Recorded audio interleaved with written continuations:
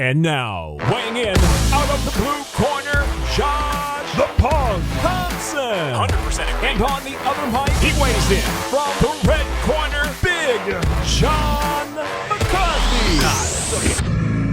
Bing, bop, boom, boom, bing, bing, bang. What does that Drake say? What does he say? Look, I know Angelo likes to do all these professional intros when he does his show. When we do bad takes over on We Want Picks, it's hilarious, man. I knew it would eat him up. And just for me to do that, he'd be like, man, I can't believe you just did that intro. Look at the disgust in his face. Mean, you go bing, bop, like... It's like you had like an absolute mental breakdown. I love it. I love it. Look, guys, we're going to do some Q&A for you guys. And Angelo is with me over on Bad Takes, and him and I do a show together. It's my co-host. And we feature that show over on We Want Picks. So you guys can check out the YouTube channel over there. They give some of the best betting breakdowns, and they use all different types of platforms as well. So, hey, check them out. They're pretty cool. They're pretty hip. I mean, you know, don't let him, don't tell him that. Don't tell nobody him that. Who's actually cool says anybody else is hip. You just, the age that you just showed, I don't think hip has been used in a sentence since 1984. What are you talking about? Hip? They're gay guys. They're hip. Hip? Of all the hip? Why they got to be gay to be hip? Come on, bro. We can be hip too. Come on, we can be hip. Hip is not it. You know what? I have a question. Let me ask you a question, because I saw a Theo Von clip and he was with Joe, and it was just funny. There was I probably shouldn't admit this, but there literally was moments in that when they did the show together, and he goes, "Hey, have you ever found?" Theo asked Joe, "Have you ever found yourself like kind of like flirting back with a gay guy?" Like just to kind of, and not that you're interested, but just kind of like filling it out to see if like you still got it. Like, Angelo, I pose you that same question. I take the compliment. I'll take the compliment. I got a couple of gay friends actually. Okay. And anytime like that's a sweet shirt, I was like, you're damn right it is. Like, yeah, I'm only wearing this shirt forever now. My wife could say the same thing. I'm like, no, you don't know what you're talking about. But John says it. I'm like, all right, this is a sweet shirt. I'll take it. It just feels a little extra, right? Like if you get a compliment from a gay dude, like you kind of know you got it, right? Like 100%. You know I got it. Especially because it's like you get they have taste and style, but also just normal. Like I'm just gonna say it how it actually is. So it's like so if you get a compliment, it's like, all right, you have taste and style, and I know you're not full of shit. I'll take it. Bro, I walked in so my California house that I have still, and I walked into that house when we were buying it. And I looked at it and I'm like, I loved it from the moment I walked in because it was owned by two gay guys. Everything's nice. Dude, It was meticulous. Everything was beautiful inside the house. I was like, this is wild. What I did is I actually said, hey, can I buy the stuff that's on the wall, like the mirrors? I said, it looked like it was staged. Yeah. And I'm like, can you just sell me the furniture and everything? They're like, yeah. So I bought the couch from them. I bought the wall your artwork. Tenants furnished your house. Yeah. I mean, my tenants, they were people that own the house. You bought it from them. I bought it from them. Got it. Yeah. I bought it from them. So, and I just said, hey, I want the table. I want the couch. I want the console that goes underneath the TV. I want all that. Like, just leave it here and I'll pay for it. Just tell me what you want. Yeah. That's what we did. Because I didn't want to have to go through trying to furnish it and have it look the way that it did, because it was very unique. It was like there was different colored, like I shouldn't say different color, like browns and like light creams, like kind of cream colors. And so it just describing gentrification. That's what happened to Brooklyn. Brooklyn was like not nice, but it was affordable. So like, the gay community starts to move in. All of a sudden it's nice as hell. And then the people with money move in because they're like, this neighborhood's nice now. It's like they're the ones who made it nice. That's all you have to do. That's gentrification in a nutshell. I honestly believe that if I'm somebody that, if I decide to sell like whatever properties I have now, and I actually started thinking about like just buying a block of just run like a block of house, neighborhood, a whole neighborhood, and just make that block a little bit better, and you'll get people to move into that community. 100% you will, because then neighborhood money. You've been retired for 28 years. Yeah, I got lucky because during the time that I was actually making any type of money, it was during the 2008 housing market crash. And so I was able to kind of step up the game and buying in California at the time, like literally houses that are worth 2.5 million now, like they were picking them up for 485. Yeah. Like the house that my main house that I lived in there, like we bought it for 590. It's worth 2.5 to 2.4, 2.5 somewhere in there right now. And that's just that happened here, not as extreme, but that happened here in the last 5 years. Yeah, 2018, absolutely. you buy a nice house for a couple $100,000. Now you could sell it for $1 million. Yeah, the only problem with here, right, is the property tax came up with it. Yeah. See, whatever you buy it, there's Prop 13 is like you can't increase the property tax annually any more than like less than 1% or 1%. Yeah. So Prop 13 keeps it like kind of intact. So I think like my property tax on that house is still basically from like the 600 to 605 range. Which makes sense. My mortgage went up $1,000, and I called the bank. I'm like, "What's up with this?" And they're like, "Your taxes went up." I was like, "Oh my god, that much?" Yeah. The schools are the same. My kids know smarter. Yeah, great. Greg Abbott though is talking about making some changes to the property tax bill, which is kind of nice.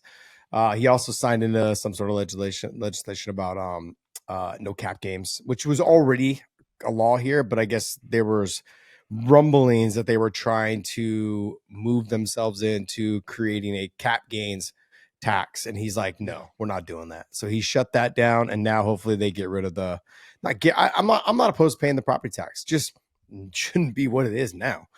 You know what I mean? Like it's out there, and I'm okay with paying. I like the fact that we have nice schools. Yeah, the schools are good, and as long as the schools are good, that's where the money goes. Our stadium for our kids' football, teams, high school football teams, they share a stadium. There's 4 or 5 high schools that share one big stadium. Yeah. And they rotate and they play in the stadium, but I mean, the stadium seats like 12,500 or something. Yeah. It's wild. It's beautiful too. It's amazing. It's got beautiful sunsets you can see from the top, section. It's awesome, man. If you're watching a game there at night, it's fucking wild.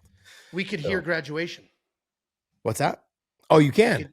So because the high school graduation is in the stadium.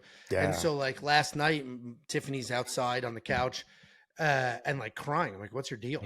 She was like, the kids are getting, because she could hear the graduation song. So she's just like getting all in her lady feelings. Like her kids are getting so old. I'm like, we are 10 years away. 10 years away. It's going to go faster than you think, Angelo. I mean, we will be broke in no time. So I'll be selling houses to pay for, vehicles and this and that. And like, we'll be broke in no time. Anyways, hey, by the way, guys, this is Angelo, my buddy. He's my co-host over on Bad Takes over at We Want Picks. So check our show out over there. And man, we're going to have some fun right now and talk about some things. Before we get started though, I wanted to also talk to you guys a little bit about, there is a fight night tomorrow night. Let me pull this up because a good friend of mine's son is fighting, which a lot of people probably already know. And, it's one of those things that I want to make sure that he gets a little love because I know he's put in a lot of work. I was out there at Tenori, which I'm wearing the hat right now. So Pat Tenori, he started his own brand. Most people probably already know it's called Ruka. Back in the day, he sold that company and now he has started another one of his own brands, trying to hit lightning twice in a bottle kind of situation where he's created such a huge brand in Ruka, sold the brand, and now he's created Tenori. So if you guys were ever a supporter and wore the Ruka brand, please check out Tenori. Tenori's awesome brand, available on all over the social media platforms as well as their website. Check them out. But his son Ethan is a fantastic photographer, but he signed up for the program Train ALTA, and ALTA has a great program that my buddy Rich Chow does, and he is the North American basically like director for ALTA. And obviously you guys have probably seen Dale Cormier is, an ambassador for it. Laura Sanko's an ambassador for it, obviously myself. But Ethan has been trained by the legend Cub Swanson. And so he will be fighting tomorrow night. So if you guys get an opportunity or a chance, if you're in the area there in Costa Mesa, if you're in that area there, please check it out. He trained at the Costa Mesa UFC gym. And most of you guys know I own a UFC gym as well in the California area. But he trained here with Cub Swanson, and Cub Swanson is the owner of that Costa Mesa gym. I believe partners with Michael Bisping. And it is a fantastic thing that they are doing with the Train ALTA program there. I was one of the guys that helped catapult that into the UFC market with Train ALTA. And so now they will be setting up locations, hopefully. And letting just everyday people come in and train. You do a 20-week program. They can dial it down, I think, to like a 12 or 14-week program as well. And then at the end, if you choose, if you want to fight, you can fight someone who is also in the ALTA program. So you guys are at the same level or similar levels. So check that out. It is, let's take a look. So he's obviously fighting out of Team Costa Mesa, which is with Cub Swanson. And it is at 3 p.m. May 24th at the UFC gym in Huntington Beach. Tickets are on sale now. Make sure you guys check it out. UFC gym, Costa Mesa, UFC gym in Huntington Beach.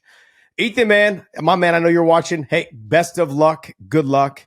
And have some fun out there. If you're not having fun, man, it wasn't worth it. Let's go have some fun. All right, let's go ahead and move on with the Q&A. Angelo, can you do me a favor? Because, I know you are so good at running these programs. Oh, yeah. You're great at running the little side hustles over here. Okay, so, but I'm going to read off a couple questions. But can you pull up the Weigh In YouTube channel? And can you actually kind of look through some of those Q&A questions on our on YouTube? The post? Yeah, there's on the post there. Yeah, I'll do the work for you. So we have, because my eyes are so bad, and I'm actually trying to like zoom this in and zoom this out. It says, what's it called? Nicholas Kerr 18 says, "Were you involved with making of the movie of the Smashing Machine?" I was not involved, but I mean, I don't understand why. I mean, look, I've been smashing fools like Angelo forever, but it's guys that are very, they don't train at all, that, don't never wrestle a day in his life. And I try to do this takedown thing with Angelo. He didn't show up. And so, we're just kind of on this process right now. Angelo, if you have any looks, if you see any questions in there that you want to toss out at me and let me know, but I'm going to go ahead and run through these a couple. Big John is not available today, but what I'm going to try and do is I'm going to send him over some good questions. And I'm going to have him film his own show. So he can do some work this weekend instead of just lounging around, on the holiday. I'm going to have him do his own show. So you guys will get an extra show this weekend brought to you by the Weigh In Podcast. I think that's only fair. I know some of you guys are probably thinking the same thing. That sounds like a great idea, Josh Thompson. I'm glad you brought that up. And I am here to say, hey, we are out here making sure those of you guys that were just hanging around the house, drinking some beer, need some entertainment, that you guys have some. You guys have some. Besides just watching your kids flop around in the pool and all the other things. But let's go ahead and give you guys some extra entertainment. So I'm going to send over questions to Big John. So if you guys have some more questions, make sure you guys drop those. Does Josh still have his Strikeforce gloves and belt? I do have my belt. I do. I wish I would have read this question before I came on. I would have actually brought it on here and showed it to you guys. I do have all my gloves except for one pair, the pair that I wore in Pride. They took them from me. They took them from me right away. Like I didn't even get out of Did they sell them? Yeah. So what they do is they sell them right away. UFC started doing that as well shortly after. Yeah. You were allowed to keep your stuff when I first fought for them. But then they started taking all your stuff and then selling it. Also too, I don't have my fight shorts that I wore for when I fought Kawajiri in Dream, because I auctioned those off after the tsunami happened in Japan. And so I signed them and they sent them off. They auctioned those off for $120,000. And so I felt shorts? Yep, my shorts. Damn. Well, I felt very good. People forget I have a pretty decent size. No, that did sound like a dig. No, I just meant I don't know who did that. Conor's shorts aren't worth that. No, that's crazy. Well, I think obviously what it was was charity. It was definitely for charity, and it was right after the tsunami, and so people were just like, "Hey, whatever we can do to help, let me get something out of it." So yeah, I do recall them being like, "Yo, $120,000 is what your shorts went for." I was like, "Damn, that's pretty awesome." Damn. But in all fairness, what I did do is I had a couple other fighters. I signed them, and then I had a couple other guys sign them as well, and then we sent them off to them. So I don't know if it was really because they were my shorts. It could have been from whoever else had signed them. I think I even had Gomi sign them because he had just so happened to be in San Jose training at the time. And then I had, I think maybe Kung Lee signed them as well. So I went heavy on the Asian signatures, and it just seemed like it sold. So it did a great job, and I'm happy about that. But yes, I do still have all my gloves. The gloves from the first Pride they kept. And then my fight with Kawajiri, the shorts, I've sold those. Pretty much have everything else. Pretty much, yeah. It's just all sitting in a box up in my attic right now, except for my belt. My belt's in my guest room. That used to be your backdrop, right?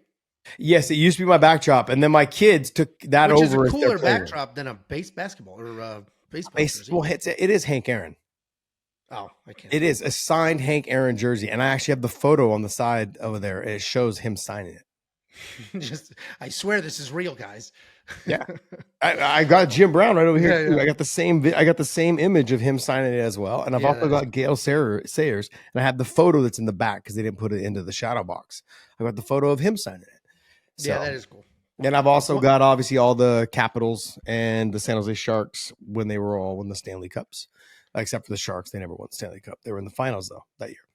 Let's go ahead and grab another one. Do you have one there? Here I have one. Yeah. So Soldier 271 says, "What is the rarest MMA memorabilia you own?" I'll answer, and then if you have, You go, please go right ahead. So I mentioned on a show that you and I did together years ago, like in my early 20s, I started to collect MMA memorabilia. I'm a huge fan. I've been watching it for a million years. And the original UFCs, this is a Big John thing, and if he watches this back, he'll probably correct me. I'm going to get half of this wrong. The original UFCs were a tournament, and you would win the tournament, and you would get a medal, like a literal medal, like if you won a wrestling tournament. And, that slowly evolved over time, and there were more and more tournaments they added weight classes. So at one point in time, there were weight classes and tournaments. So there were medals. And they made like an extra medal. For whatever reason, there was an extra lightweight champion medal. And I was able to buy that. So I had a lightweight championship medal from somebody who would have won the lightweight tournament. So this is like 1997, 98, something like that. So I had that medal for years, and then I got rid of it. But that's probably the coolest piece of memorabilia I owned. I don't know if you have any that isn't yours. No, I was never somebody that was like an advocate of like having memorabilia. I was like I'm around fighters all the time, even through Bellator, and I very rarely took pictures with fighters, which I kind of regret now. Just I've got pictures with, I don't know. I just want to feel like that, like it's fight week, let them be them. And then even when I show up to like UFC events or events where, guys that were fighting, like whether it was John Fitch, Swick, Koscheck, any fighters that I knew that were fighting in the UFC, DC or Kane, like I felt like, hey, just to say hi and just be respectful, giving people their space. And that's just the way that I am. So, I'm looking forward to trying to have more fighters on the platform, on this platform. What I want people to remember in terms of having the athletes on, like having the fighters on, like a lot of the fighters now, what they'll do is they'll go on to the media platforms, which is, I get the feeling maybe it's just me. Maybe they don't want to do a show with another fighter. Maybe it just feels a little weird. Maybe it feels a little bit awkward. But as time goes on later on, you'll find that it's not going to be the media people that will reach out to you and have you on again. It'll be the athletes that'll reach out and have you on again. And so I've talked to several fighters like, yeah, once my career was done, like the media stopped talking to me. They don't call me. They don't ask me to come on. They don't, but he's like, I get tons of requests from fighters that have podcasts. Like they'd love to have me on. And so just as something that if you're a fighter about to retire, just think about that. Think about like when you're done, like it won't be the media calling. It'll be former fighters that respected you and had, and loved watching you fight. They're going to be the ones that want to have you on. So just take that in consideration when you guys do, like when you guys do pound for pound, like, with Henry and Usman, those guys, Kamaru Usman, like, they want to have you on because they respected the things that you've done in your career. And, you can have a little bit more of a relationship with them. Whether it's Bisbing, myself, DC, whatever it is. Those things are important to me. And so, yeah, good stuff, man. No, I don't really have any memorabilia from old school stuff. I do have, I guess I have a pair of Frank Shamrock original UFC gloves. That's memorabilia of the neoprene. They're not signed by him or anything like that. I just know that he wore them, I believe, in the John Lober fight in the UFC. So that's memorabilia. Yeah, I got it. Just it wasn't what I didn't think about it until right now. I haven't seen them in years. I know they're inside the bucket upstairs in the big tin. They're not tin, but plastic tub or whatever it is. They're in there. It's all, sealed up and stuff. So during that era when I was like collecting memorabilia, I have a video, video I posted to YouTube like 15 years ago of a room with all this memorabilia. But anyway, there was like, forums and Facebook groups and stuff like that where people would trade memorabilia, buy, sell on eBay. And it was like a decent business, very niche, but a decent business, especially because there was modern UFC, but all this SEG era, the original UFC stuff. Yeah. There was just all like the VIP passes, the backstage passes, like tons of stuff from that era was available online to buy. And there was this guy in Canada that bought some original posters, like a UFC 1 poster, a UFC 2 poster, like real posters from back in the day, which is cool. And he like went to a Kinko's and got perfect scanned copies and was just selling reprints of these as if they were originals. Yeah. So then there was this whole subculture of people trying to identify if posters were real or not, or like, oh, there's a hair on this and it's like printed on, which means it was a copy. It was a wild time.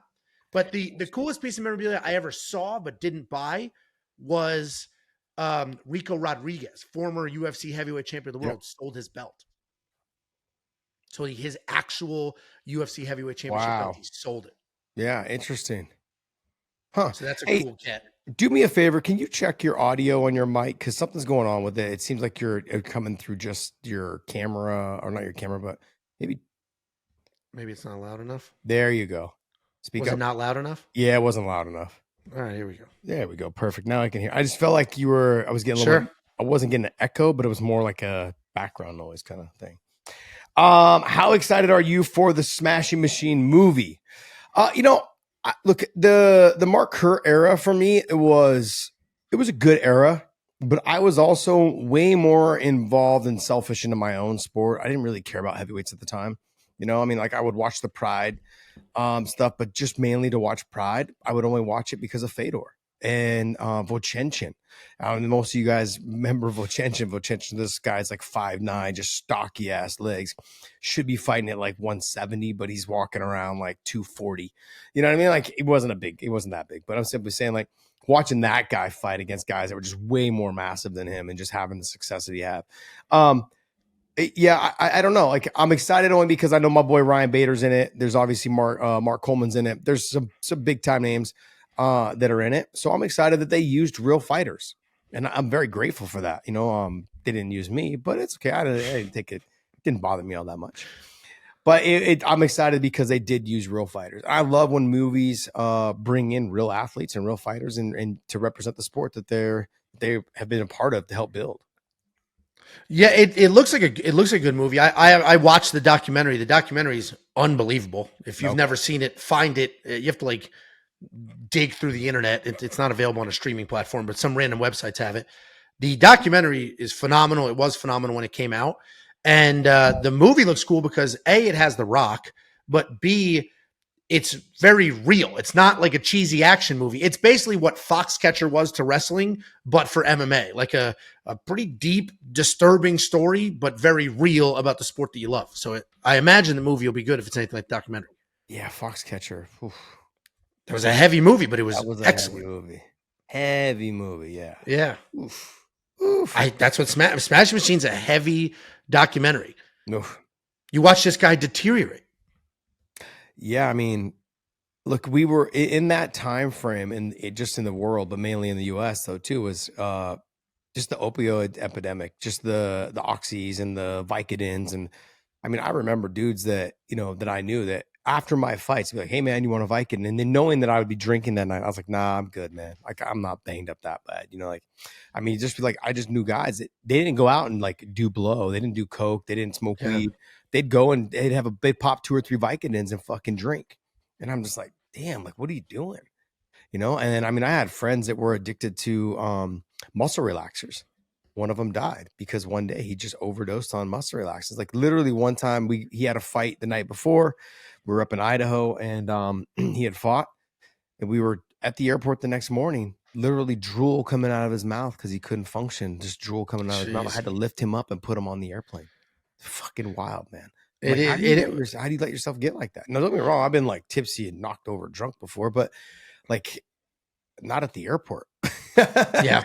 Like what the hell? I mean, he got on the plane and just passed out. It's crazy. It's crazy how that's what happened to Chandler from Friends. He was like, if you watch Friends and you watch the seasons that he was a full-blown addict, it all started because he was like normal. Then he like broke his shoulder in a jet ski accident or something. They gave him the painkillers. Obviously, he had surgeries, and then he got full blown addicted. It changed the course of his life. Yeah, from when routine. One of my earliest fights, I was like 90. I think it was 98. I broke my patella, in half. And so I had to have screws put in. It was the first time I ever had like a major surgery. I had like a small surgery when I broke both my arms and there was a compound fracture. But when I was younger, they didn't give me meds. They gave me like ibuprofen back then. But then when I was 19, Oxy was just coming on the rise. Oxy's and Vicodin. And I just remember they gave it to me. And I remember so much pain the first 2-3 nights. And I started popping the Oxycontins. And for like fucking 5 days, man, I couldn't shit. It'll bind you up. Yeah, because I wasn't drinking liquids. They didn't tell me any of that. They just said like, yeah, try, make sure you guys are eating and make sure you're drinking this and that. And I was like, all right, cool. Fuck, man, I couldn't take a shot. I was like, dude, I just knew right then I don't want to take this stuff anymore. Yeah. Like the pain relief is just not worth it. The pain will go away in a couple of days when the swelling goes down. It just wasn't worth it. That was one of the things. Let's take a look at this one.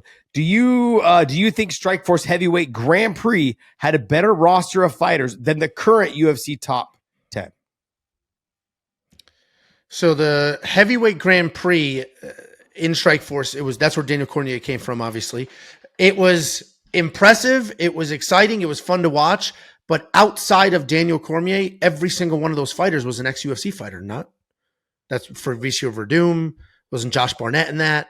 So it wasn't Daniel Cormier the only non-UFC talent in that Strikeforce heavyweight champion? Who else? Fedor, Bigfoot Silva, they were all there. Bigfoot Silva was a UFC heavyweight. Yeah, after he came in the Strikeforce. He wasn't part of UFC first and then went to Bigfoot Silva was in the UFC or was in Strikeforce first, then went to the UFC. Let's see. I'm trying to see if I can find a list of the names. Okay. So I see the final here. Josh Barnett, Daniel Cormier, Bigfoot Silva, Fedor, Verdum. There was somebody else. There was two. Who beat Fedor in that tournament? Oh, it was Bigfoot? No, Verdum. Verdum beat him? That's right. Oh, Dan. I think Dan Henderson was in it too. That was Dan. No, Dan was a separate fight, right? Yeah, Dan was a one-off. Gotcha. Yeah, I think it was Verdum subbed him, right? He like armbarred him off his back. No, Verdum and him fought. Brett Rogers was in it. Verdum was in it. Verdum wasn't in it. Verdum fought Fedor his first fight in Strike. Triangle. It was a triangle choke. It was an armbar triangle. Yeah. Yeah, I can't remember. Look, to me, yes. To me, you could say they're past, UFC fighters, but you could say the same thing about Robbie Lawler. Robbie Lawler had to rekindle his career, outside of the UFC. But I think that was the best thing that ever happened to Robbie Lawler. There was fighters that they needed to go away. Nick Diaz needed to go away. Robbie Lawler needed to go away. They made their way back and had great careers. So, but I would say yes, that current group. I mean, Josh Barnett himself would, I think, mollywop pretty much the whole heavyweight division. He'd be champion. He'd be UFC champion. For sure. I think the talent, because the question was like about the talent. I think the talent was obviously very good, and right now the heavyweight division is pretty weak. But I do think the tournament concept, when Pride was doing the Grand Prix and Strikeforce did the Grand Prix, I love that. I absolutely love that. And I know obviously PFL's trying it, Bellator's trying it, or tried in the past. They never quite were able to repeat that success. Yeah. I don't know how the Grand Prix idea, why it was so massive and so just so great on that scale.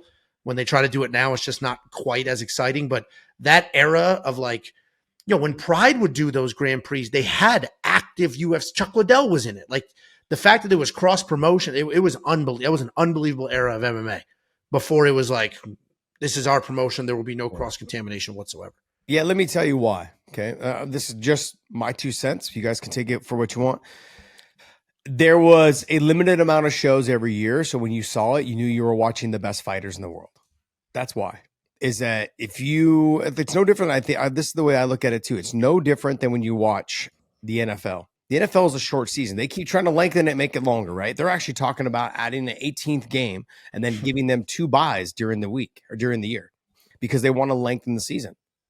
So what happens is, NFL is going to get to the point where they've lengthened it so much that people just don't care anymore.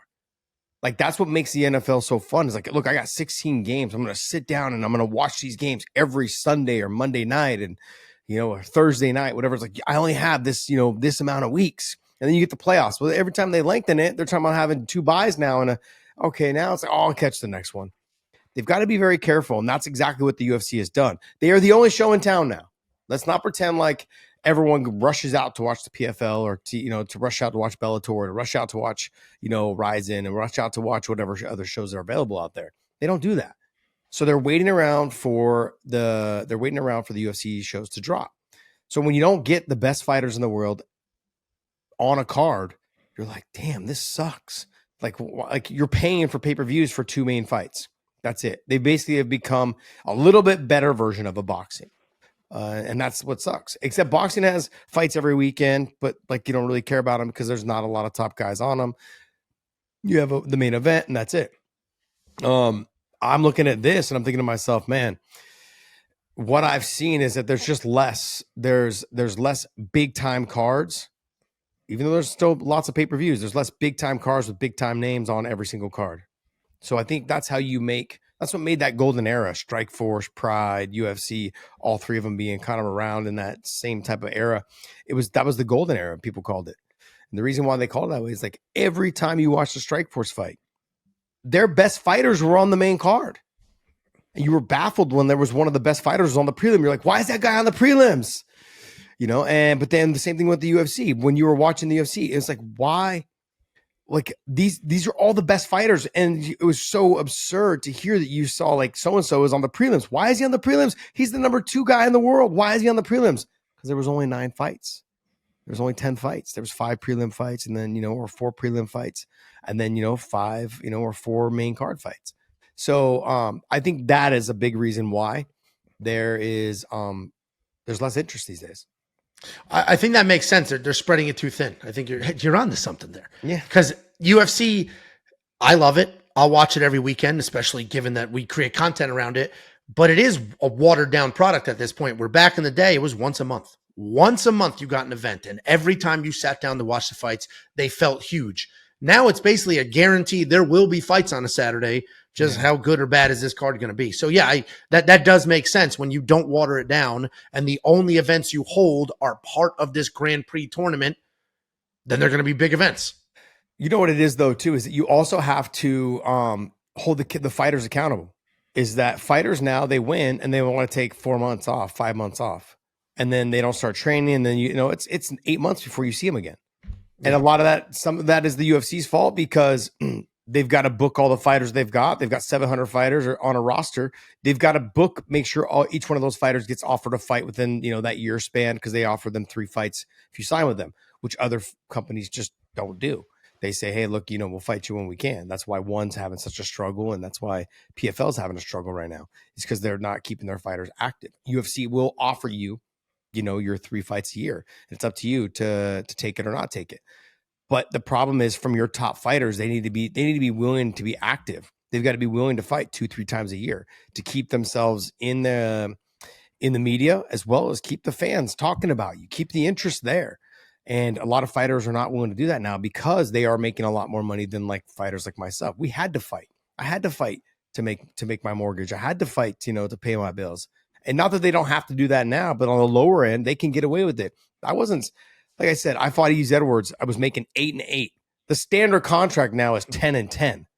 Like if you walk in with like 6 fights in your whole career, I had close to 14, 15 fights when I got signed to the UFC. I already had 14, 15 fights. So, now like these guys are coming in, Dana White Contender Series and other shows, and they're coming in and they've got 6 or 7 fights, on their record. So, Bo Nickel, he's only got 8 fights now total, 9 fights, something like that. Yeah, it was 7, and then he just lost. And who knows what he's getting paid? He's not getting paid 10-10. Yeah, he might be after that last performance. It says, what is there to get excited about for the current MMA? Feels like UFC is all that's left, and we see champs fight once a year. What's going on? Yeah, that's what you said. There's a lot of money and too much to lose for the championship level, right? Too much to lose and a ton of money. The lower level, though, you are seeing people like Mel Costa. Mel Costa just beat Juliana Rosa. That was his 2nd fight in a month. Mm-hmm. And Mel Costa has fought 5 times in 12 months because he is making money now, but I think he's loving that. Like he's leaning into it. Like, hey, I'm getting these. I'm active. I'm getting paid, and you get addicted to those paychecks. You get addicted to winning. So guys like him will take advantage of that situation and step up on short notice. But once you get to a certain level and you made it, it's like I can't lose. I can't lose. I need to win. I can't lose. And then you fight not to lose. You don't put yourself in risky situations. It is a different era, and it is tricky because the UFC gives you some grace as long as you play ball and say yes and do all those things. They give you some grace. Like you can lose 3 fights and still be on that roster. You're not cut immediately. It's not boxing, but a lot of these fighters are treating it like that. One person that I'll give credit to, who I generally don't like, but is willing to risk his record and everything, is Ian Gary. 2 separate times, Ian Gary stepped up on short notice against a really tough opponent. And he's somebody who seems to be very carefully managing his own career, but he stepped up against Shavkat in a non-title fight. And then same thing with Prates. He was supposed to fight Buckley. They said, fight Prates instead. All right, I'll do it. So I give him some credit because he is right there for a title shot, and he's still taking those chances. And people hate his guts, but at least he's like, the dude's showing up. Yeah, I mean, yeah, he's showing up on his bike and he just runs around the cage. But look, I just complained about fighters not willing to keep themselves in the public eye because they don't want to take the chance of losing. He is not that guy, so I have to tip my hat to him and just let everyone know, like that's respectful. Because one of my biggest regrets was I didn't fight enough in my career, especially as I started making more money. I should have fought more, but I did a little bit of what you're talking about. I was like, nah, I'm not. Not that I don't want to fight that guy, but like I didn't want to fight on that card. Like I didn't want to fight in that city. I always wanted to fight in San Jose. Well, if you're only doing 2-3 shows a year in San Jose, I was like, fuck. Because what happened was I made a lot of money off of ticket sales. And so I was like, nah, I'd rather fight in San Jose. So when you're making another 25, 30 grand off ticket sales, I was like, shit, I'll just fight in San Jose. I'm like, it just makes sense. I could jeopardize losing a sponsor and just making it up in ticket sales. I was like, man, so I mean, I was making sometimes more than my fight purse, off ticket sales and sponsors, for sure, off sponsors, but than I was for my fight purse. And I was making decent money back then. And so one fight, like if I was fighting 2, was trying to fight 3 times, I should have fought 3 and 4 times. Cause there was fights where I literally thought my fight was literally like 2 minutes, 2-3 minutes. Yeah. Strikeforce. I fought this guy named Robert the Ghost Guerrero or something. So anyways, Robert the Ghost Gonzalez. And that fight was like literally like a 3-minute fight.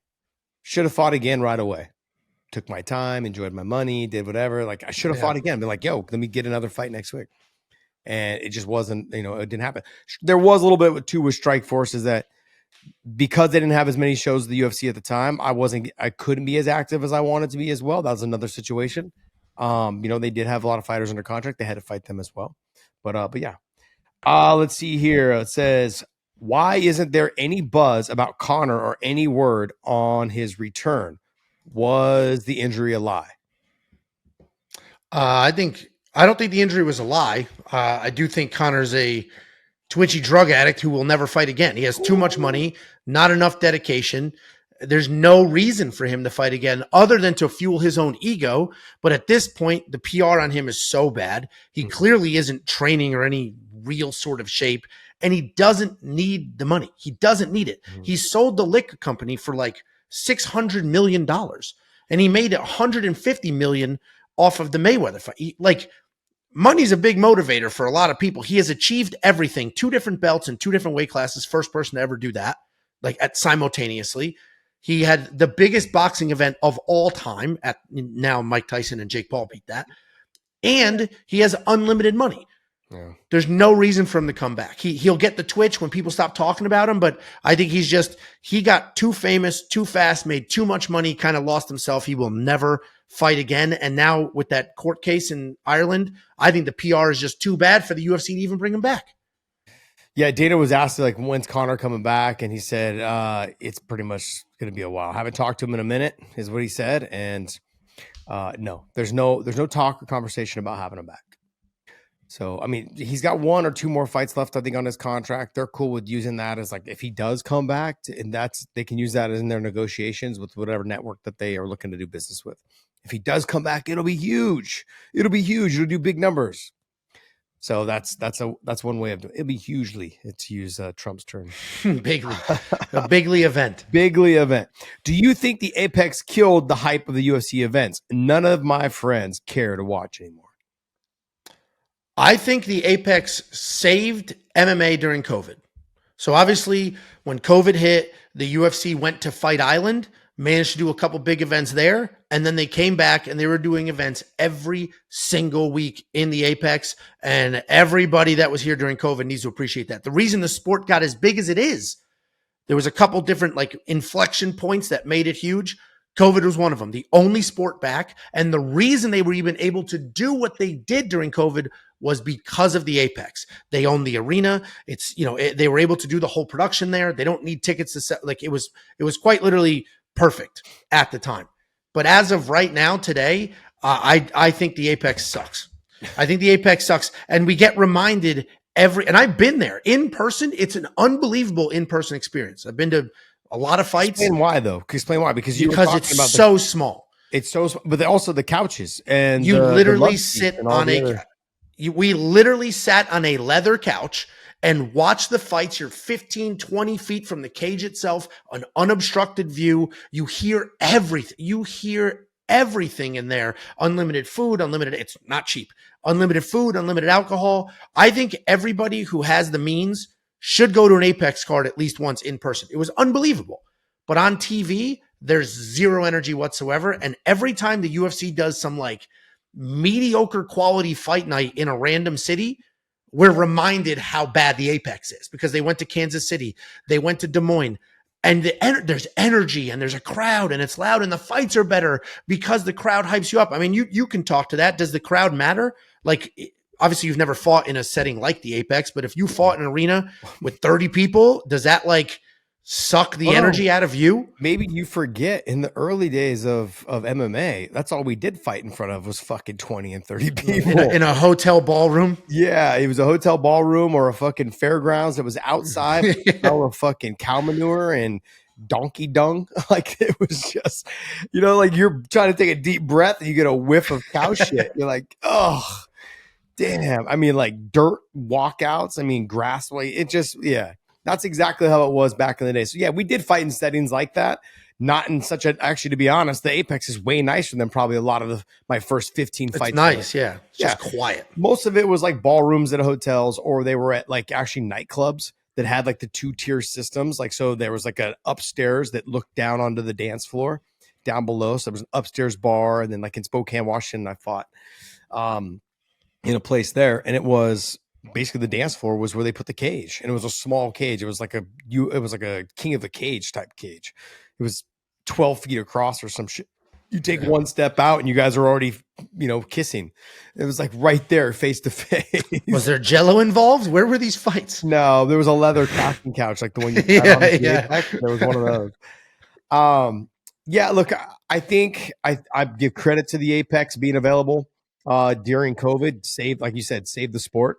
I also feel like once it was available and ready to get out back into the real world, I think they should have done that, because having these shows in these small cities, whether it's in Omaha, Nebraska, or Knoxville, Tennessee, and people call these big cities, but they're not big. They're not in terms of big like New York and San Francisco and LA, and they're not London. They're not those kind of areas. You've got to get the grass-fed fans back into wanting to watch. And if they're going to spend their, $80 or $70 or $75, whatever, for pay-per-view, if you want them to spend that money, they've got to have interest in the athletes that are on the TV.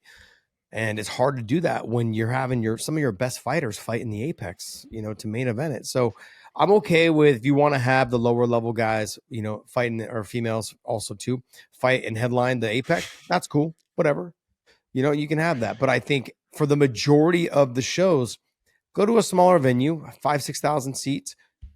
We've had some rocking crowds at 5,000-6,000 seats, and they've been amazing. It just depends on the city. The cities that don't get a lot of action, those are the ones you guys should be trying to hit, because those fans are fucking they're just craving for that attention.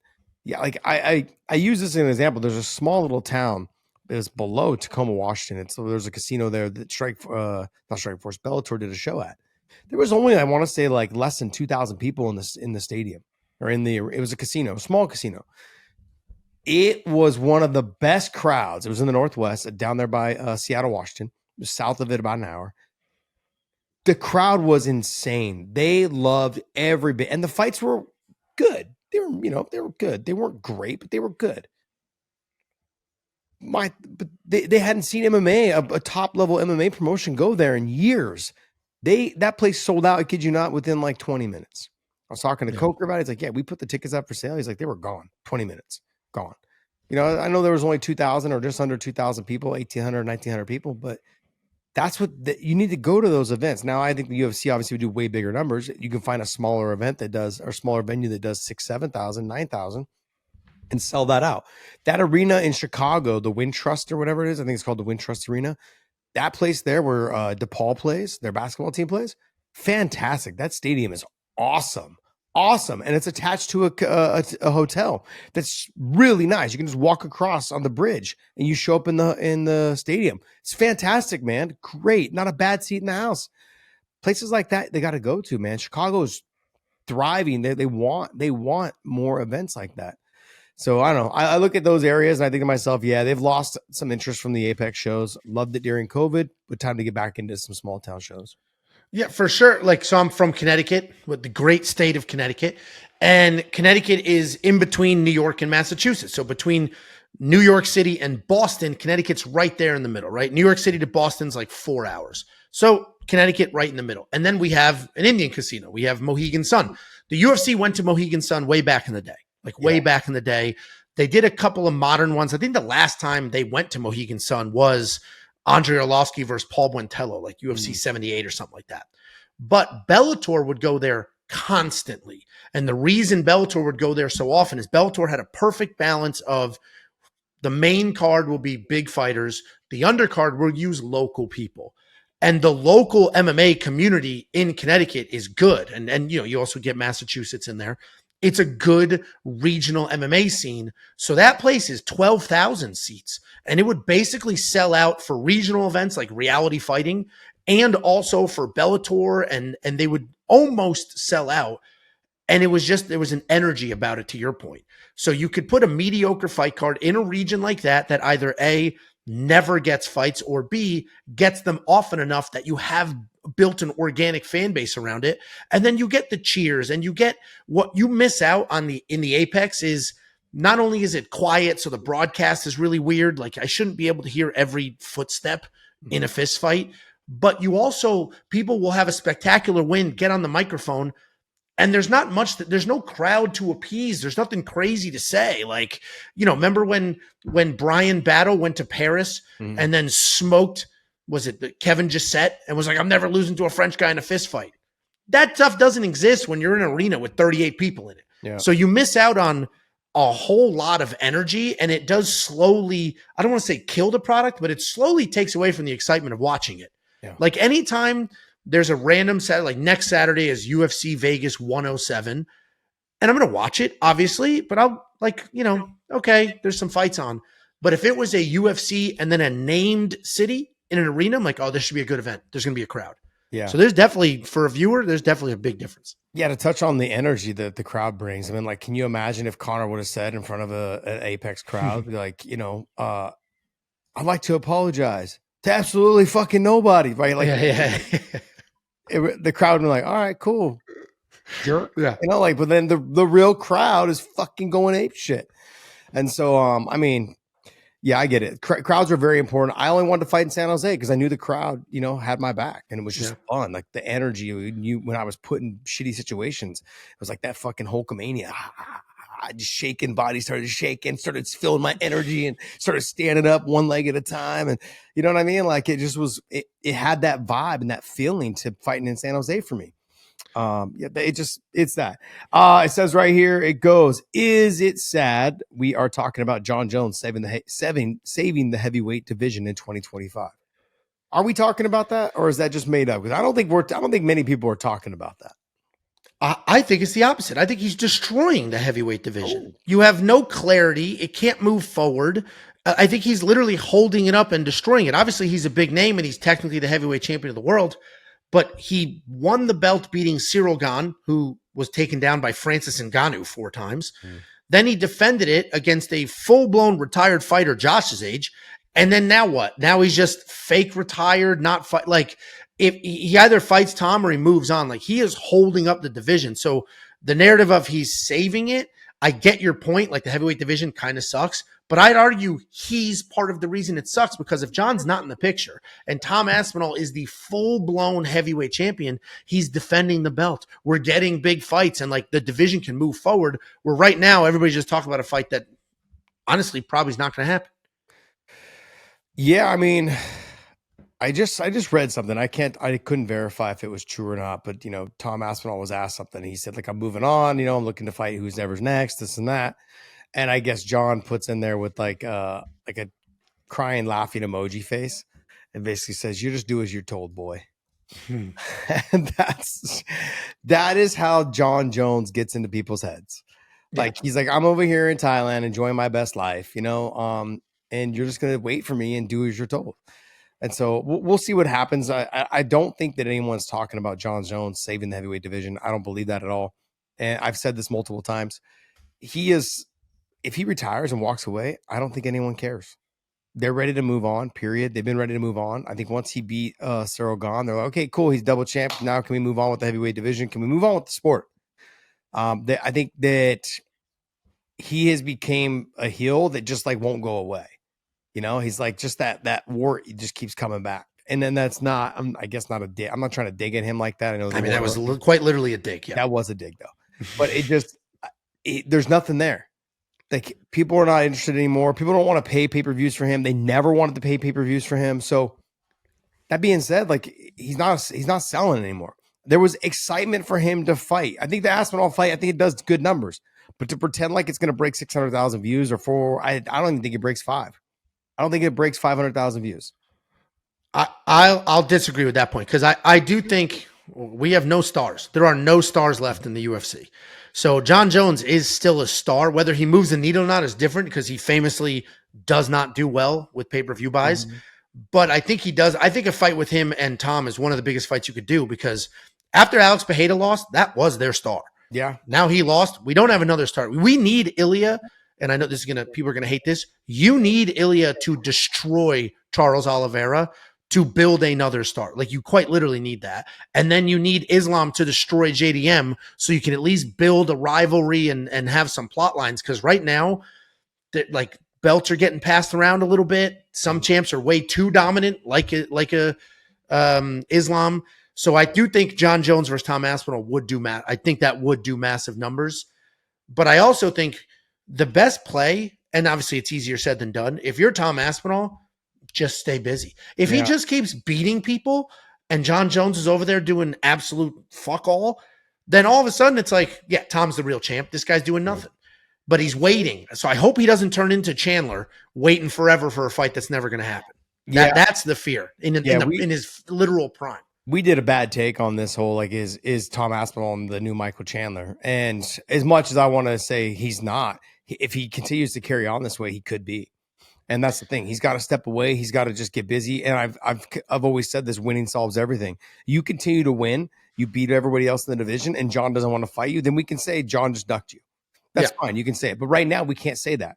Jon is somebody that has the legacy, cheating or not, but Jon has the legacy of being, hey, like, I've people think I'm undefeated, but I got one loss or whatever in my career. I can carry on with my life. No big deal.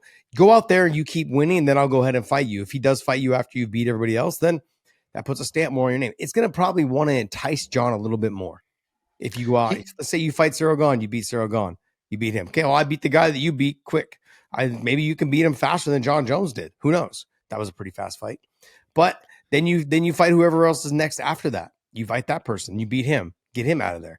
I mean, you've already knocked out Pavlovich, so like that's one guy already off. So you have guys. You got Almeida. That's another guy. Can you stuff the takedowns? Can you ground and pound him out? Can you beat him? I think he destroys Almeida. Oh, if I'm Tom Aspinall, even though my advice was just stay busy, I would avoid Almeida. Why? I think he just takes him down whenever he wants to. That guy's taken. He hasn't looked like he looked like a human being one time when he held on to Curtis Blade's leg too long after taking him down 9 times in one round. Yeah. He's a freak. No, I understand that. And he's gassed dog dead tire after one round. Oh man, that I think he could quite literally be the heavyweight champion of the world. Yeah. And also, first off, have you not learned anything from the Bilal Muhammad experience, the John Fitch experience? He is fucking boring. They are not going to give a grappler a title shot for years. He will be another 2 years before he gets a title shot. They will. He's an exciting grappler, though. He's not. He's not. He's throwing people around left and right. Yeah, but then he got gassed out, tired, and then just hung on to people. And he got finished. He's only had with the one decision with Derek Lewis, where he could have finished Derek Lewis, and Derek Lewis can't get off of his back once his back hits the ground. He's basically just stuck on bottom. He was proving a point. It was Almeida proving a point to the world. You're reading into it too much. Also, you said we filmed, speaking of losing your mind, you said we filmed a bad take on is Tom Aspinall, Michael Chandler. No, you just added it to the list. Oh, we did. Oh, we didn't film it yet? We didn't film it. No. I thought we did. So there's your There's which one of these two people is there and which one's Oh, a lot of damage to that. It says, okay, I have my doubts. Let's see, who is this? Is Set List says, I have doubts. Islam is going to retire after being winning the 170-pound belt, especially if he wins. I don't see him returning. Your honest thoughts. Wait. It says, I have zero doubts Islam is going to retire after fighting at 170. Yeah, he thinks Islam will win the belt and then retire. But he said he has zero doubts that he's going to. Yeah, no doubts that he will retire. But guys, if you guys could do a wellness check, I'll put out Josh's address. Just do a wellness check. Make sure he's okay. He's the mind is slipping. No, my contacts can only see so far. But then it says, especially if he wins, I don't see him returning. That's where it's confused. Like, am I confused? I don't. Here, we're going to do this like it's kindergarten class. Okay, eyes up. Ears are open. I don't see him returning. He will not return. But did you read the first part? I have zero doubts Islam is going to retire. I have no doubts that he will retire. I'm not doubting the fact that he's going to retire. Oh, geez. You can edit this out. You can. Okay. There's time. No, we don't edit. You can edit this out. It's fine. What are my thoughts? What are your thoughts? I don't think he'll retire, but just because like he's still young, he's still doing all the things. But I think you've said you think he will. He doesn't need the money. They don't live that kind of lifestyle. He's already proven everything. So this is definitely one for you. And then this is also where people like Josh Islam and all the Josh and the Dagestani bias. But I do not think he'll retire. But if he wins, there's honestly no reason not to. I think he'll defend it one time. And I think it'll depend. I also believe that if it's going to be probably like a Shavkat, I think it'll maybe be a Sean Brady. If Sean Brady gets past, who's Sean Brady? Ian Gary is. They're talking that they're scheduled to fight next. Is Sean Brady and Ian Gary? So if he gets past him, yeah, I think if it ends up being like an Ian Gary, I don't know if he'll do it. I think he'll just probably be like, okay, I'm good. I think he wants to fight guys that want to fight, not guys that run around. And so like. Sean Brady will come forward and bring the fight. Shavkat will come forward and bring the fight.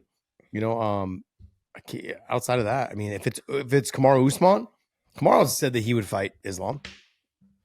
So that kind of threw me off a little bit. But I mean, like, they'll talk about it. They can make a lot of money. That might be a fight to have too.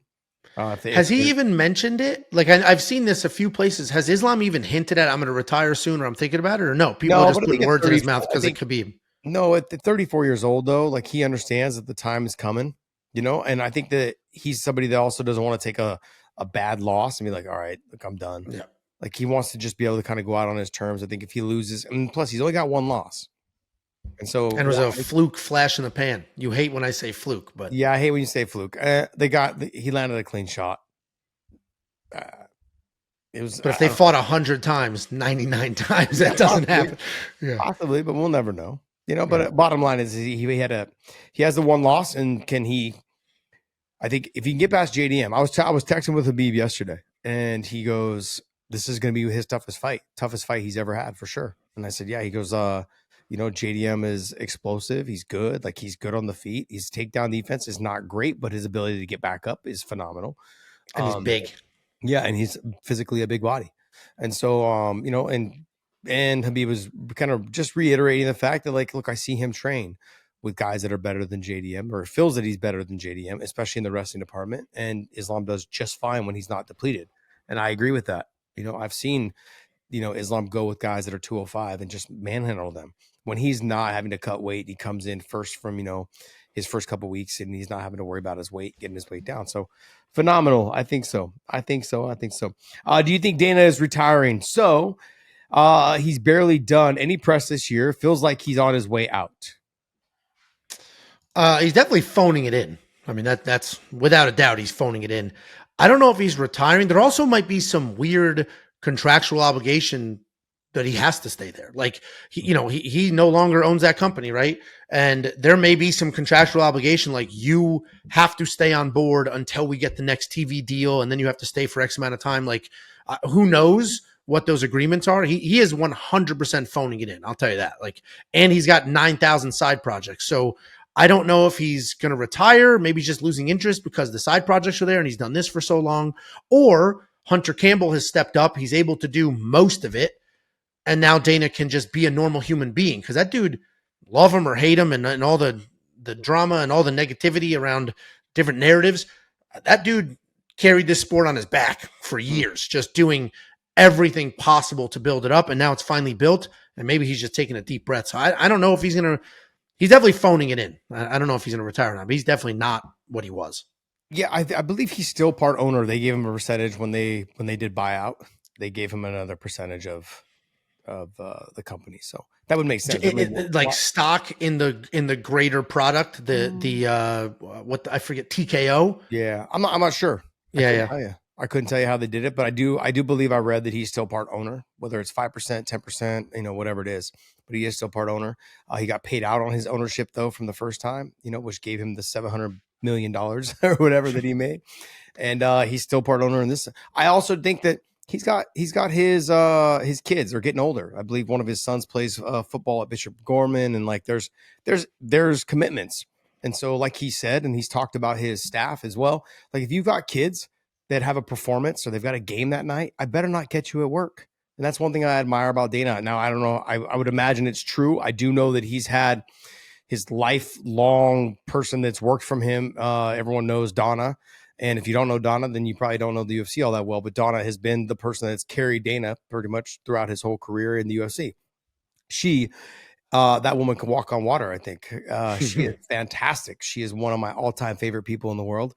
And she's an amazing person. She does a great job handling everything, as well as her personal life. So just absolutely just a fantastic person. I think that, and I've seen the way that he's treated her, and they've helped out with her and her things that she's needed in her life. And she's fantastic. So I could see him being that way with his employees, especially the ones that have kids that are out there, hey, get your, football games, basketball games, plays, appearances, whatever it is, so good on him. I think that's a fantastic thing. He is probably stepping away to enjoy more of those things. Lord of the Pies. It says Aaron Pico left PFL because they weren't giving him fights. And he has been in the UFC for about a month now, and still we don't have any fights. Have you guys heard anything? What's the word? I don't know anything. I haven't heard a single Aaron Pico, just random tweets from people trying to break a story that there's not there to break. So I have no idea if there's a fight signed or almost signed or what. I mean, he signed with the UFC, so obviously they all sat down and had a plan. Mm-hmm. We just haven't heard about that plan yet. Yeah, I mean, look, I do know there was some interest in the Evloev fight. I'm not sure if the fight will actually partake, but I think that there'll be some other ones. I thought possibly they were going to give him Yair Rodriguez as another intro like they did with Patricio, but then Yair just got it out, or basically talked about that he's going to get the next title shot. I do know that Aaron has said publicly that he would like to fight somebody in the top 5. I would like him to. I like the Evloev fight only based on the fact that the wrestling and the punching power. I thought that would have been a great fight for him to step into the UFC with. Outside of that, I'd want to dial him back.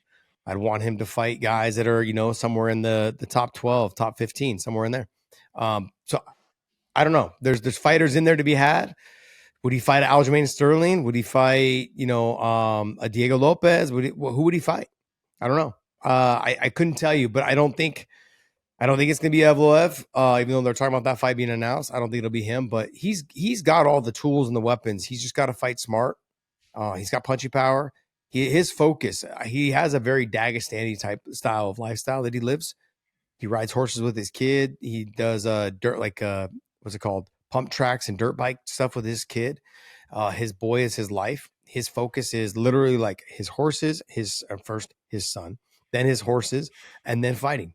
Like that's his life. And he doesn't stray from any of those things to do anything else but focus on those. He is a very committed athlete and fighter. He's a very committed father. So I love that about Aaron Pico. He's salt of the earth, one of the greatest kids I've ever met in my life. Well, and he's young. So like I get the idea of immediately throwing him to the wolves, but you almost don't need to. He's young. Like you're not like, all right, we just signed a 36-year-old. We got to figure this out quick. Let him, he could smoke a couple of top 20 fighters and then build him up, get the footage so that you can put together a hype reel. So I'm sure they had a plan. Like you don't sign with the UFC at that level without a plan. Like they sat down, they talked about this is what we're going to do. They just haven't told us yet, but there's got to be a plan somewhere. Yeah, I hope so. It says question for Josh. This is my fave book. Bront, Janie, Yere. Question for Josh. Would you consider visiting Dagestan in the future to visit your old teammates who live there? I think DC sent some of his guys, young wrestlers there, and a few weeks in the past. Like it's easy to send a group of people there. If I was to go, I would take my son with me and just have him, there. I'd like to go for at least a 2-week period because by the time you get used to the time change and all that, I mean, I'd been to Sochi during the Olympics during that time to corner Trevor Prengley, who fought in front of Putin and Fedor and some other professional athletes out of Russia. And we stayed at the Olympic Training Center that was there for the bobsled team, powerlifters, and all that stuff. Great facility there in Sochi. Been there, but in Dagestan, I think I would want to go because of the time change and being able to spend time with everybody that I was there. I'd say at least a 2-week period. I'd like to take my son. So my son just turned 10. So I'd like to try to get somewhere in that mix of getting him there to go ahead and wrestle with some of these kids, get some training in, and get opportunity to kind of interview and talk to some of the kids about their experience there, at the Nurmagomedov gym. His new facility is fantastic. I was just, like I said, just texting him back and forth. I said, hey, is this your new gym? And he's like, brother, I got so many gyms. He's like, all over the world. He's like, I just started laughing. I was like, show off. But just, it's great to see him growing. But yes, I would love to go out there. And will I go? That's another question, because literally like the time frame I could go when the kids are not in school and the time frame in between club soccer and club lacrosse is literally like just the end of July. And then they start school now so early, like the first or second week of August. You literally only have 2-3 weeks to spend time with your family and, enjoy camping and time like that. So that's one of those things. You're gonna drop them off for 2-3 years? Yeah, 2-3 years, brother. Leave him 2-3 years, Dagestan. We fix this. Another question for Josh. Do you have the itch to get back inside the octagon? Has your mindset from a fighter, civilian completely changed? Curious on your mindset, and don't say it's because you're old. Look, I think, Angelo, you were never a fighter, but you like to pretend that you could wrestle and all these other things. I can wrestle, and we can live stream it on my channel or yours. I mean, you're 52, 53 these days. I'm 41 years old. I'm 6'3", 260 pounds, and I'm fast as shit for my size. You are. Take your hat off. All right, that wasn't okay. What is that? Hey, you stop pushing it forward, okay? Like That's just there. I mean, it's there. It's there. It's there. Damn. I don't know if I'd call that hairline. It's there. It's there. It's a depleted hairline. It's a depleted hairline.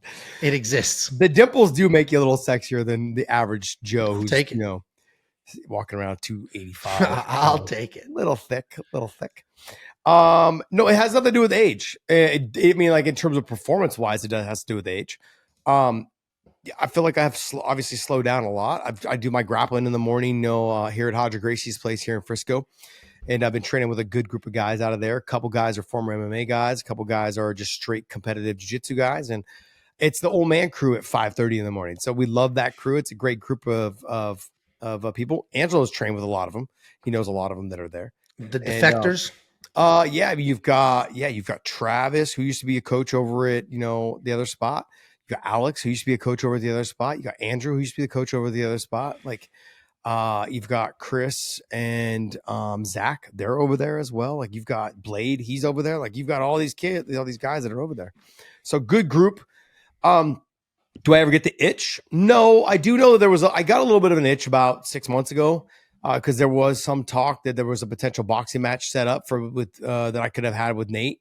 Not sure if like it just kind of just dissipated. There was some talk and conversation about possibly doing that and us being like the co-main on another boxing match. And so if that was to happen, but I would love to have had that happen. So training just boxing is one thing. If I would have had to get back in and train like jiu-jitsu, wrestling, MMA, I have no real desire. No, but if it was just a straight boxing match, yeah, I just got to focus on making sure that my shoulders get built back up, a lot of jumping rope, a lot of, footwork and movement. I could for sure do that. Absolutely. So you would be, and that makes sense. You'd be open to a high level boxing match. Would you be open to a high level bare knuckle, or that's just different level of damage? I had that in my mind in the beginning. I wanted to do it a lot. That was like the one thing when it first started, coming around. I was like, this is definitely excites me. But then now I watched the fight the other day, and man, it destroys people's faces. The guy was cut like probably at least 7 or 8 different spots, and I was like, I mean, he looked like remember the Garbage Pail Kids? Yeah, they always had like stitches all over their heads and scars and stuff, and I was like, yeah, that's what you're gonna look like. Have you guys seen? If you guys haven't done this, go on Google and check out the face of a hockey goalie before they started wearing masks. Oh yeah, it's insane. Yeah, it's insane. Yeah, like it's disgusting. It's disgusting. Like it was just they look like I said the Garbage Pail Kids. Something you would put. What are those cartoons? Like the Mexican cartoons. Like in Coco. Yeah, Coco or Conte. Is it? Not. No, you know what it is. You've got 2 girls. Yeah. We don't talk about Bruno. Yeah, I don't know. Greatest song. And Conte, I forget the name. I think it's in Conte. Yeah. Anyways, but yeah, they've got you've got like the skeletons, and they have the scars on the face. They got the stitches, whatever it looks like. Yeah, that's exactly what it looks like. They're everywhere. And so you take a look at that photo. It's crazy, man. What about a grappling super fight? You're going to jiu-jitsu at 5:30 in the morning. Yeah, I wouldn't mind doing it. I have to. Because that, who cares? Yeah, I got to up the ante a little bit. Something I'd be interested in possibly doing that. All right, we'll do a couple more here. Let's take a look. What do you got? Any over there on your side? You hit the ones I had highlighted. Okay. Here we go. After Dricus versus Hamzat, who do we see next for the title? Is Imavov for sure next, or do they match him up against someone like Carlos? It says Carlos. He meant to say Caio Barallo in the meantime. Ooh, I think Imavov, okay, should be next. I thought he should have been next before Chimaev. But I can understand what's going on. It's a much bigger fight. Yeah, absolutely. So Imavov is going to fight probably maybe somebody in the meantime because the UFC likes to do that. I don't know if they'll give him Kai Bahalo because you have 2 guys now that you're number 1, number 2 spots pretty much.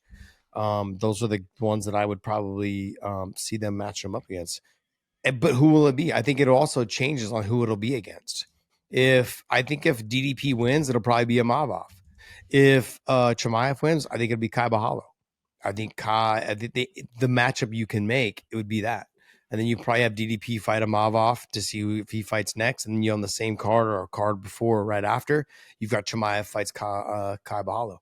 Because Kai Bahalo is a bigger name than Imavov. And there's just more with the nerd. What is it called?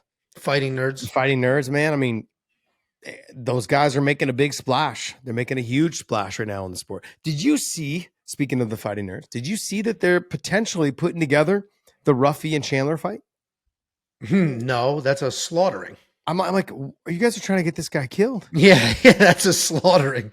Because he doesn't even wrestle anymore. Like, so it's not even like that's an option. He's just going to strike with one of the best strikers in the division. Have fun. Look what he just did to King Green. Yeah. It baffled me that when I saw that saying that they're working on that fight right now. And the UFC is like, all right, we pay you this much, and Yeah. you're going to be on the wrong side of a highlight. We're going to build somebody else up. Yeah. Through osmosis, this money will be spent well. The problem with the middleweight division right now is Dricus is beating everybody. It has to be Imavov next. He's technically the number one contender. He beat Sean Strickland, and then Sean Strickland's on a losing streak. So even if Hamzat wins, they're not going to do Hamzat very strong. Izzy is on a 3-fight losing streak. So even if Hamzat wins, they won't do Izzy versus Hamzat. Then we have Robert Whitaker. Hamzat just crushed his teeth in. He's coming off a loss, so he won't earn a title shot. Kyle Barallo makes sense. Jared Cannonier has already had a crack at the title. He's a little older. Maybe it'll happen, but he's got a one-win streak. Roman Dolidze and Anthony Hernandez are the only other two people in the top 10 that have any sort of meaningful wins recently. So it has to be Imavov, then maybe a Dolidze or Anthony Hernandez if there's an injury or something that makes it so Imavov can't. Yeah, that's all I could think of. Like when you're talking about those guys, I honestly would just put Imavov. I'd put Kai Bahalo, and then maybe Anthony Hernandez. Anthony Hernandez has got a great story if he can make it up there. And he's on like an 8-fight win streak or something crazy. Yeah, so if he gets a big win over one of those other guys somewhere in that top, 5, I could see him maybe getting into that. Actually, push. Renier de Rider. Oh yes, he's fighting. He is fighting Robert Whitaker. If he smokes Robert Whitaker, they may bump him over Imavov because I think Renier at this point is more popular than Imavov. Oh, absolutely, he's more popular. Yeah, he might even be a little bit more popular than Kai Bahalo. Yeah, if he smokes Robert Whitaker, then they may bump him to the top of the line, regardless of who wins. And there could also be an immediate rematch. If it's a drag him out war with a weird decision, they may just run it back. Can I ask you a question? If he ends up smoking Robert Whitaker, does that lessen? I know where you're going with this. This is why people hate you. This is why all the comments are like, Josh hates Hamzat. Josh is a Hamzat hater. This is why, like you just did, that dude made an entire video dedicated to just your part. So it was only your part of our video for hating Hamzat. And the first thing you did when we talked about Renier potentially beating Robert Whitaker, you're like, does that take away from the Hamzat win? I'm starting to see what the people are saying. But does it though? Like that's a fair question. Is it not a fair question? If he mauls him, then yeah, a little bit. Yeah, of course. But that's with anybody. Like, you know what I mean? Like if somebody gets mauled, then the person they just beat or the person that just beat them, it's not quite as good. So, well, there's a lot of like I said, in Hamzat's career, there's a lot to take away. You can be like, he fought Kevin Holland, like he was 11 pounds or 8 pounds overweight when he fought Kevin. Kevin made weight for 170. You really? What do you hate this guy? Throwing that out there. Like I agreed in our bad take. I was like, yeah, we still have to. He has to prove himself out. But you're full down that path. I didn't even get the words out. You were because I immediately knew where you were going with that. What a guy! What a guy! Okay, it says from a fighter's perspective, is there a ref you don't want to see your fights or have ref your fights? Like, is there a ref that you look and you go, man, I don't want to see him. Like, this ref always makes mistakes. Who's a ref for you? Lately, it's been Dan Murgliata, and that sucks because he was a great ref forever. And then a few weeks ago, he was stopping fights at the 10-second clap, just stopping the fight. Remember, he did that 2 times on one fight card? Yeah. And then in the Jose Aldo fight, he didn't do anything when Jose basically had Ayman Zahabi knocked out. And granted, Ayman Zahabi ended up surviving, so it's hard to go back and say you should have stopped it here. But each ref has a different reputation. Like Chris Taglioni may stop fights a little too early. Herb Dean will let you die in there before he considers stopping a fight. So I think it just really depends on your fight style. And, if you're a guy that's like, let this go, then yeah, you'll want a Herb Dean. But if you're a Jose Aldo, you want a Chris Taglioni in there to make sure that fight gets stopped as soon as you got that dude in danger. Yeah, back in the day, did you care? No, I didn't care, but I mean, I've had bad experiences with Herb. No disrespect to him. I think he's done a great job in a lot of fights. It just so happened to be like in my fights, he was so hesitant to take points. Like literally, Clay Guida he had cut me with an elbow, but then in the fight, he was putting his fingers in it and trying to pull my cut off. Oh my God. And that's basically against the rules. And I kept saying like, hey, he's putting his fingers in my cut, like trying to pull it open. And he warned him, I don't know, 5, 6, 7 times. The same thing in the Tony Ferguson fight. I mean, Tony grabbed the fence at least 4 or 5 times, and I was in the process of getting a sweep, trying to save my life. And he warned him, hey, let the fence go, and still nothing. It's still like no point taken away, no, and not that it would have made a big difference in saving my ass in that fight, but it seems to me like during the fights that I've had with him, he's just had just moments where he just lets, like you said, lets the fights go on. I'm like, I want the fight to continue on, but like when I had a full on sweep with Tony and could have put him to the bottom position. I'm not saying it would have worked. I'm not saying it would have kept him there, but literally I'm like fighting for my life, and you're letting this kid grab the fence, and that stopped the sweep completely. And it wasn't one time; it was like 2 or 3 times in a row, back to back. He just like nothing was done, no stand up, nothing. And so I was like, man, this is a shitty situation. Like it just so happens to be with Herb. And so, and I know that Herb has done a great job in a lot of other fights. And, I mean, it is pretty thankless because you'll ref thousands of fights. You make 2 mistakes, everybody sees it. You're the worst. So it is a tricky spot to be in. But when the referee is there for fighter safety, obviously. But when you can material impact somebody's ability to make a living and potentially the trajectory of their future, it is, kind of got to get it right more often than not. Yeah, you can't afford to be wrong just the one time because, like, you bang 1,000 bitches, but you suck one dick, you're a cocksucker, right? That's an actual fact.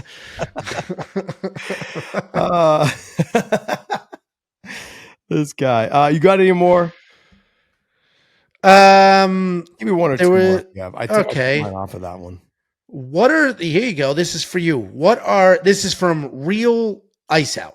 What are the top 3 to 5 unexpected moments in a fight from Josh's perspective? So either a fight you've seen or your own fight. Unexpected moments like, oh my God, can't believe that just happened. Oh shit. Yeah, I probably shouldn't have asked questions that require fast thinking. No, I want to look. Angela, you and I did a show the other day, and you totally forgot that Kenny Florian had never won a title. Like you're like, oh my God! I didn't forget. I was just shocked he was up there with some of the other names, and then I looked at his record. I'm like, all right, so I get it. Yeah, you didn't. And, another guy that we forgot about in that mention of fighters is Cub Swanson. I think Cub's a legend, but I don't think he was ever going to win a belt. He fought Jose Aldo, lost in WC. I don't know. I believe he was 1 fight away. Like he had 1 more fight till he was going to fight Aldo again. I mean, he's a straight up legend for a million reasons. But I don't put them there with Kenny. I don't put them there with Kenny. But Cub's one of those guys that, like one of the best fighters that never won the title. I got him up there. Go ahead and ask. What was the question again? Is there moments in a fight that some of the most shocking, unexpected moments you've seen in a fight, either your own or somebody else's? I would go to if I'm going to throw this all the way back, is the Pete Williams, Mark Coleman fight. It just caught me off guard. Everyone, I think, if you guys don't recall, like everyone was expecting Mark Coleman just to walk through Pete Williams. I mean, I remember sitting around going like with a bunch of dudes from AKA going like, dude, Coleman's going to just fucking just trash him. He's going to get on the ground. He's just going to fucking beat the shit out of him. Like, this is not going to be a close fight. And all of a sudden, Mark Coleman's exhausted. Just couldn't keep his hands up. We're like, holy shit, we were witnessing them. We're like, oh my God, I can't believe. What? And then I would go my second one would probably be the Fedor and Kevin Randleman. Never seen anybody just suplex somebody directly on their dome, like right to his head. And just like skirt out of there with no facial reaction. Like armbar his way out of it. Yeah. Then armbar his way out of it. You're like, what the hell did I just watch? And it all happened within, 5 minutes, 3 minutes. It was so quick, so explosive. Like, what is going on? And I want to say probably, unfortunately, Fedor's going to get on the end of the bad one on this one is the Verdum fight with Fedor Emelianenko. The armbar triangle was just like, what the hell? And then the way it all kind of came about, he was so used to getting away with just ground and pounding guys and sliding out of triangles and arm bars and just ground and pounding them back in. I mean, go back and watch his fights with Nogueira. Those, I would say, and then him just being able to constantly slip out of those positions and just ground and pound people's faces in. And he wasn't able to do that against Verdum, and Verdum was able to catch the submission. And that was a huge fight because that was his first fight in Strikeforce. And it was on CBS. I believe it was on CBS. And it was huge. And he gets submitted. Yeah. And there's like shocked. Everyone's like, what the hell just happened? What happened? And so that fight, I would try and give maybe another one. Well, if he's saying unexpected moment, so if I'm looking at a specific moment in time, I think the Max Holloway, Justin Gaethje, like I vlogged it, so we're just sitting on my couch and all of our reactions are like we can't believe that you just flatlined this guy with 2 seconds left. Like that was unbelievable. And if you go back to Pride, Rampage Jackson power bombing, I think it was Ricardo Rona, where he was in a triangle, just stood up and straight up power bombed him. That was like, oh. So those are pretty wild moments. Yeah, yeah, absolutely. I mean, I think you can take the Quentin Jackson also too with Vanderlei. Like I know he was losing that fight, getting the knees to the dome in the face, but then the way that he slumped out of the ropes in Pride. Yeah, those are the situations. I'm like, I don't know. There's just been so many fights. I can think all the way back. Like the unexpected moment. I think for almost everybody was when Jargado kicked out the sumo wrestler's teeth, in UFC 1. Oh yeah, you're going way back. Well, that was because what it was Jon talks about this too, is you wouldn't believe the fighters' faces in the back, and everybody in the crowd was like, "Oh shit, this is real," because the teeth went out of the cage into like onto the floor and onto the desks that were out there, and everybody in the arena is like, wait, they're really kicking each other in the face. Like this is real. This is not just like, let's just see what happens. Like boxing, we got gloves on, someone goes down, let them get back up and it's safe. No, this is for real. And Jon even says, like the fighters in the back go, oh fuck, what's going on right now? That's the real. It's real. This is real. And so, those are the moments that I think that people look and go, damn, what just happened? And I could go back into the Keith Hackney when he was able to knock down that big, huge dude. Can't remember his name, with the fucking open hand, like Samoan shell hand fish. Yeah. Shell hand punch, broke his hand, basically never, use his hand again after that. But yeah, I mean, those are moments because if you're a fan at home thinking there's no way this little guy beats that big guy, and sure enough, it drops him and just beats the shit out of him for the next, 30, 45 seconds or whatever, trying to get him out of there. Those are moments in history that you go back and you watch in the sport and you go, damn, that shocked the shit out of me. I didn't realize, because that was so, we're all pubescent followers at the time going, fuck man, this is crazy that this little guy could beat that big guy and this little skinny kickboxer knocked that big guy's teeth out. This is what reality is. This is a real fight. And that, I think, shocked a lot of people. All right, well, hey, that's going to wrap up our show with the Weighing In podcast. And I want to thank Angelo, man. Thanks for jumping on with me. And those of you guys who were expecting Jon, like I said, Jon will be doing his own show, and I'm going to put flame to the fire. I'm going to take some clips and I'm going to send it over to him and say, hey, these are some of your questions. You guys got to get on answering them. And so hopefully that show will be done. Maybe they'll do it live tomorrow night, or they'll just film it tomorrow night and it'll drop for you guys on Sunday, because this show will drop Saturday before Ethan Tenori fights. Make sure you guys, if you guys are in that Huntington Beach area, make sure you guys hit that up on the Train Alta UFC gym, Huntington Beach. Check out Ethan Tenori over there and the Train Alta program. It is great action packed, and it's fun to watch, man. Great. You'll have a lot of, if both of you guys are interested in signing up for Train Alta, check out their website, and man, it'll be great, dude. Check it out. And Angelo, thanks for joining me, buddy. No, I appreciate you. Thanks for having me on. Yeah. And if you guys want to watch Angelo and I give our bad takes on other stuff, we are available on the We Want Picks channel. So check us out over there. And we actually launch a bunch of videos, usually about 2 or 3 a week is kind of where we're at sometimes. So check us out. We will see you.